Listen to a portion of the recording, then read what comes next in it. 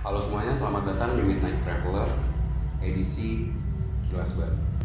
Kali ini ada cerita yang seru di mana kita tidak sengaja menemukan salah satu makam keramat ya men.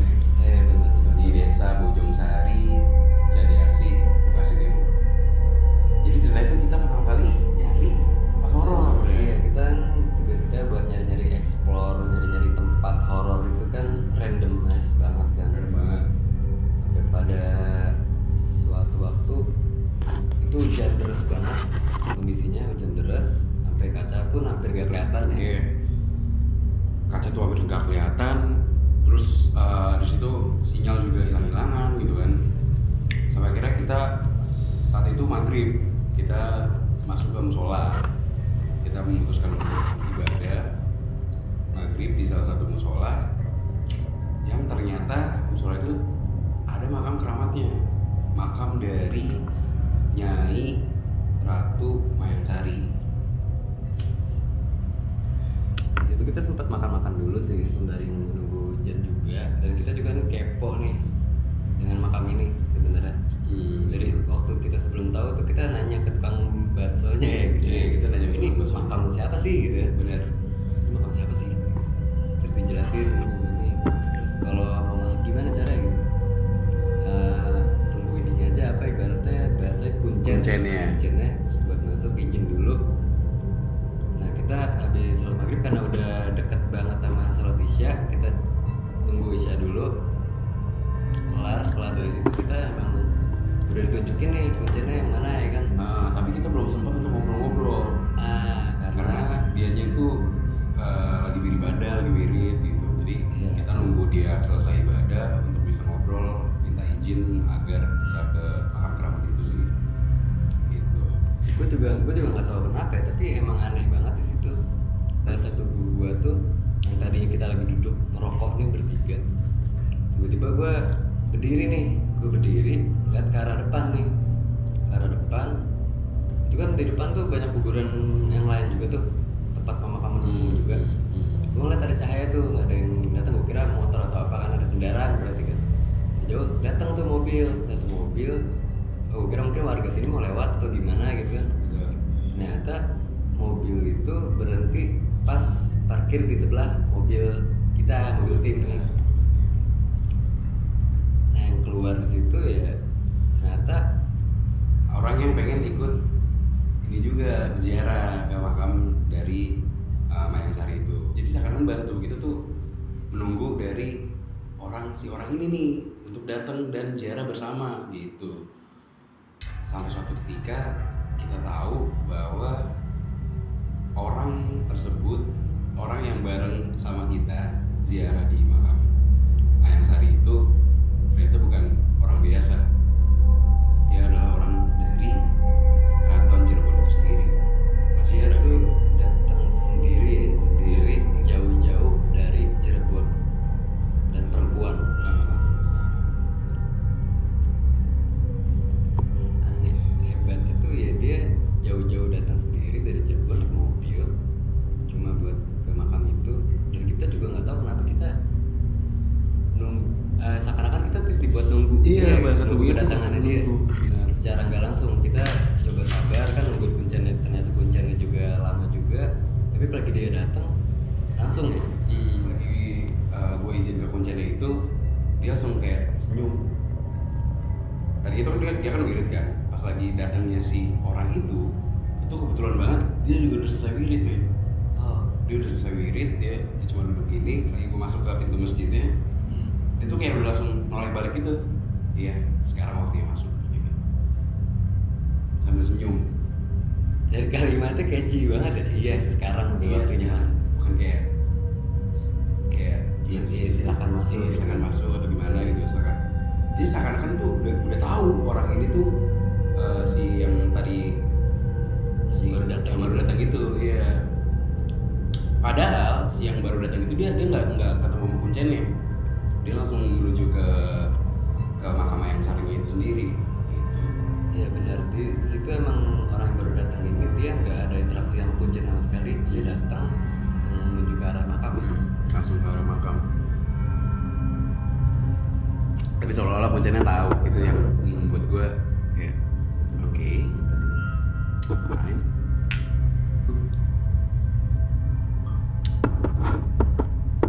Nah, sebenarnya dari kata Kenji yang dia ngomong, si Kuncen ngomong apa tadi? Iya, sekarang kalian bisa masuk. Ya, seakan-akan sebelumnya tuh kita emang gak boleh masuk gitu. Iya, kayak ditahan gitu. Makanya dia masih wirid, masih kayak gitu, masih kayak menunda-nunda waktu untuk si orang yang kita tidak tahu tuh secara tidak sengaja datang. Pas pada datang baru akhirnya dia selesai juga gitu. Sekarang kan tahu gitu Puncennya. Akhirnya kita memutuskan untuk akhirnya masuk ke dalam makam dari Nyai Ratu Mayangsari itu.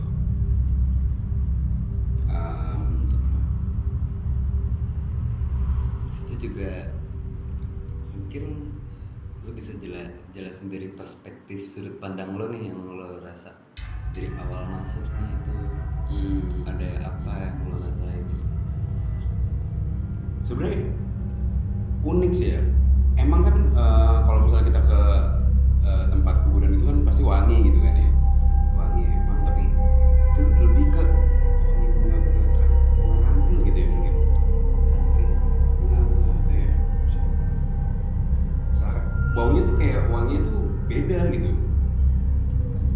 Ya emang yang lucu itu wanginya tuh semerbaknya tuh beda, Semerbaknya tuh beda. wangi, cuma emang beda banget wanginya.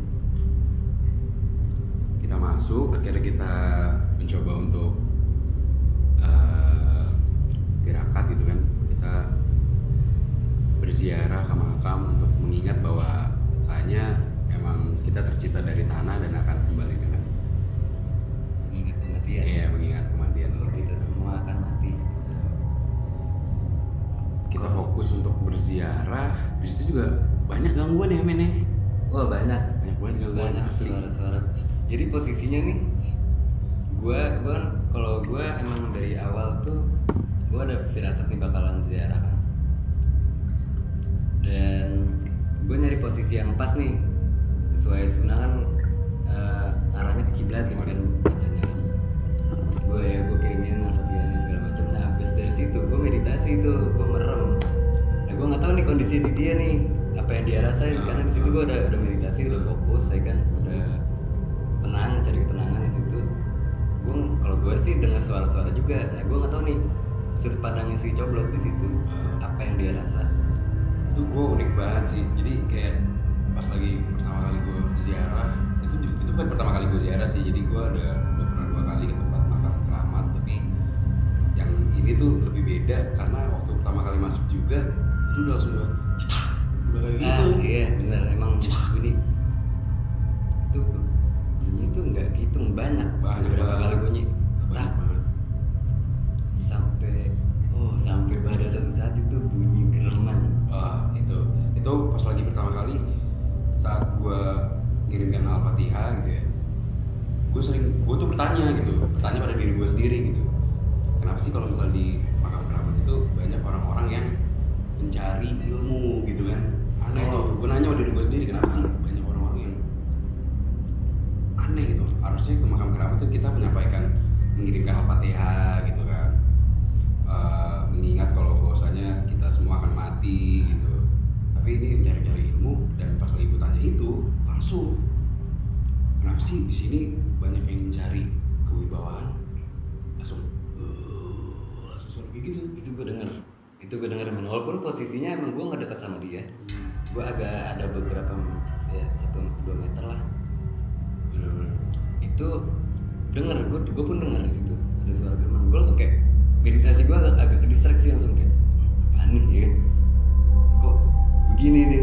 Kok suaranya aneh? Iya, kok suaranya aneh mas. Padahal ini kita posisi di makam ini cuma sisa bertiga doang ya, sama satu orang itu tuh. Sama satu orang itu yang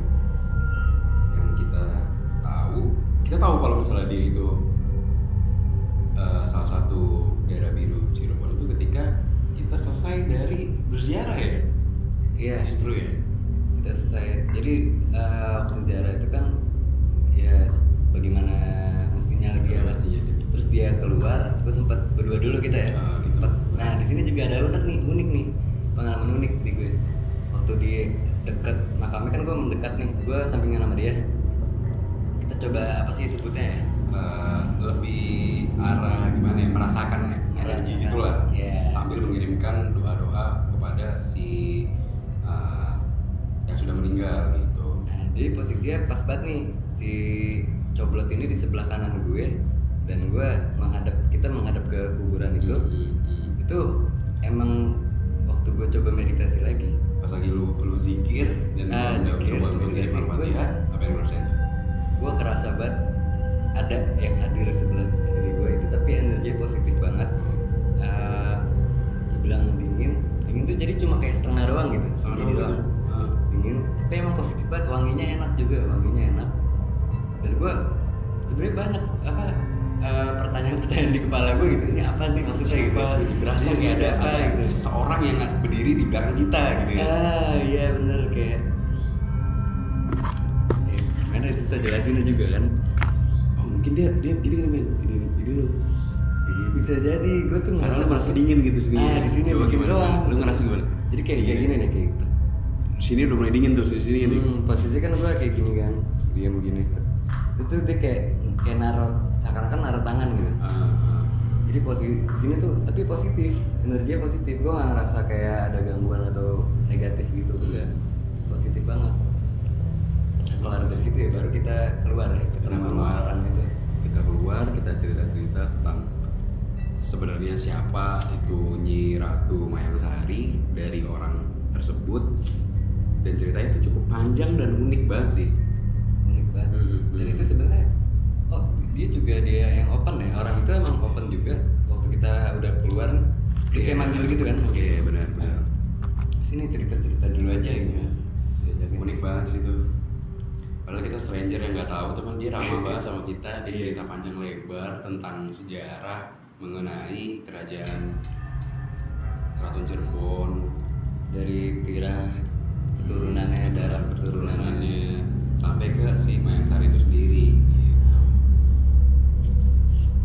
Ada banyak hal unik sih, kayak yang saat ini nggak tahu sih ya, tapi yang gue dapat ketika gue berziarah gitu ya, ketika gue mengirimkan Al-Fatihah itu, gue kayak sekelibet tuh, kayak gue tahu nih kenapa dia di sini gitu, kenapa si sosok ratunya itu bisa meninggal di sini gitu. Dapat gambaran gitu yang gue nggak tahu itu halusinasi gue atau apa gitu, cuman itu tampak nyata gitu ya. Jadi yang gue tahu itu dari si sosok Mayang Sari itu sebenarnya kenapa dia bisa akhirnya menyebarkan Islam di Bojongsari jadi asli itu karena emang dulunya tuh ada pecah men. Jadi perlu diketahui Nyi Ratu Mayang Sari itu sebenarnya ratu dari ibu ratu dari kerajaan Sumedang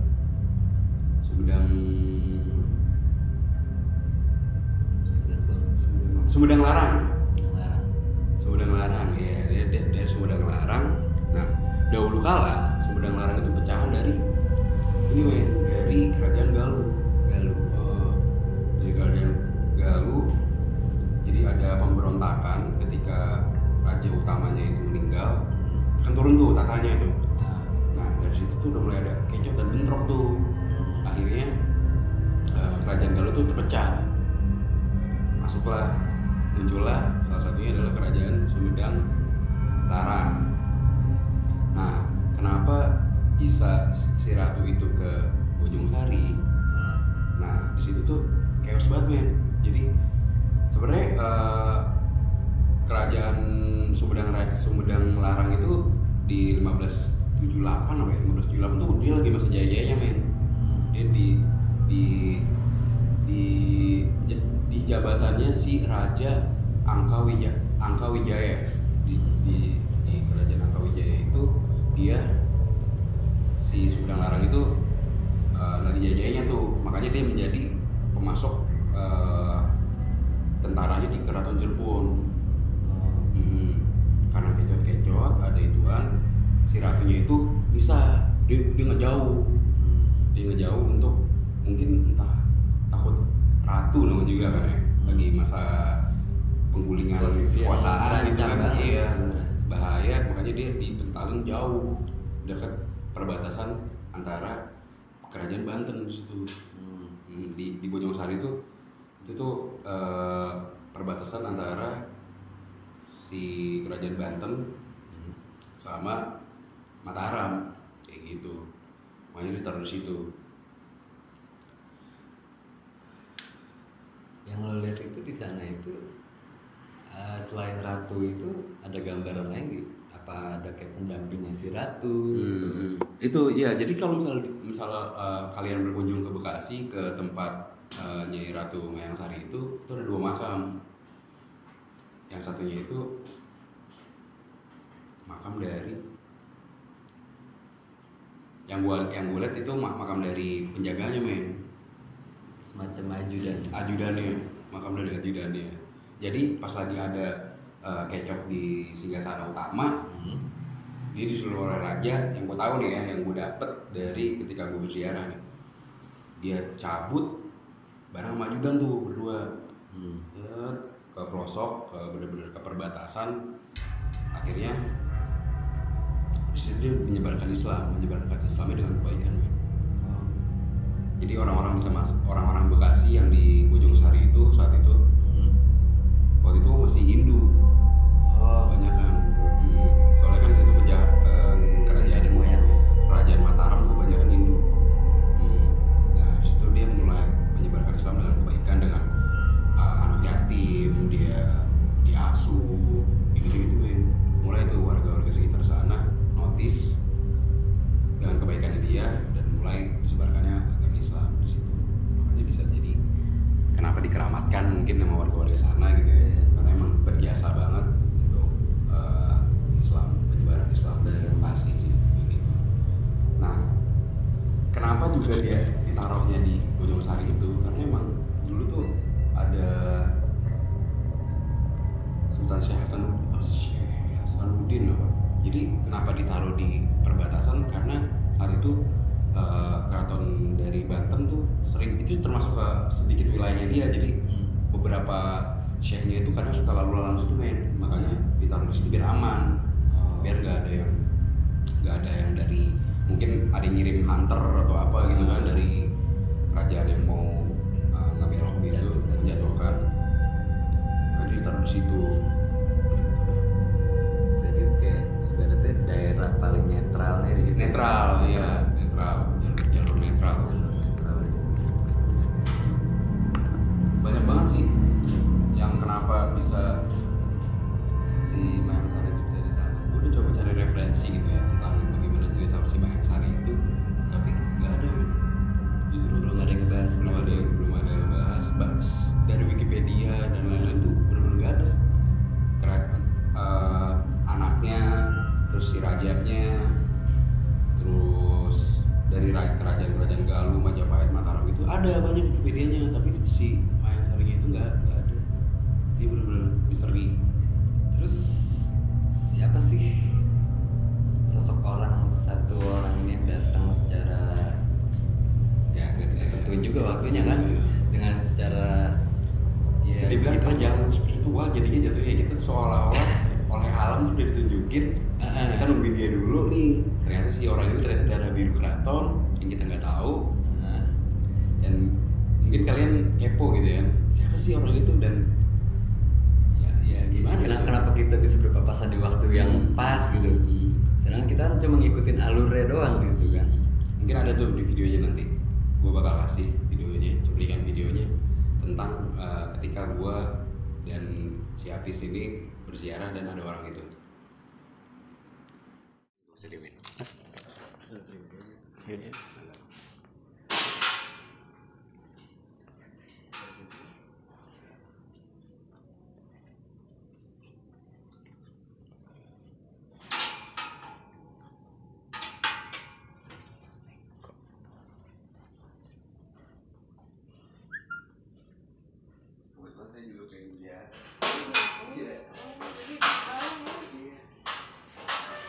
Ada di mana? Bekasi juga.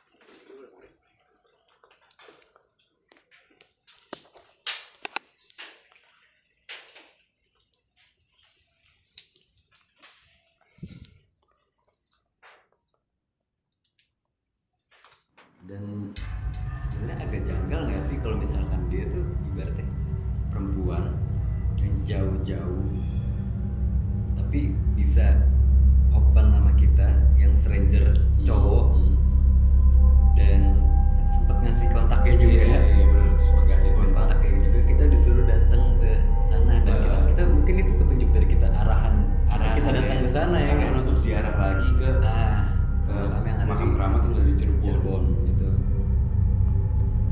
Itu hal yang paling unik ketika kita berada di makam keramat dari Nyi Ratu Mayangsari, Dewi Mayangsari, Ratu Dewi. kurang lebih kayak gitu sih ceritanya. Itu kita juga, dia bilang kalau nggak salah seingat gue tuh dia ngomong nanti datang aja ke sana ke Cirebon ke lokasi apa ya, gue lupa namanya lokasi apa. Kalau emang saya nggak ada nih, dia ngomong kalau saya nggak ada nanti saya arahin ke Pangeran Henry. Kita kan bingung nggak Pak? Maksudnya apa nama orangnya itu? Pangeran, namanya nih ya kan? gitu ya. Nama pribadinya emang Pangeran apa gitu atau emang ini gelar itu tuh. Dan emang kita siapa gitu untuk ketemu seorang pangeran gitu kan? Bingung juga tuh, kaget banget kenapa bisa begitu kan. Ya mungkin nanti di episode berikutnya kita akan coba untuk ke Cirebon Sana ya, kita coba ke ziarah sana. makam Cirebon. Ada apa sih di sana gitu? Dan kenapa kita diarahin untuk sana gitu? Dan apakah kita mungkin ketemu dengan pangeran? Gitu tuh. Jadi ya kita nggak tahu gimana. Jadi kurang lebih episode Kilas Balik pada Midnight Traveler kali ini. Jangan lupa untuk like, comment, share, dan subscribe, dan nyalakan loncengnya. Jangan lupa nyalakan lonceng yang untuk terus up to date.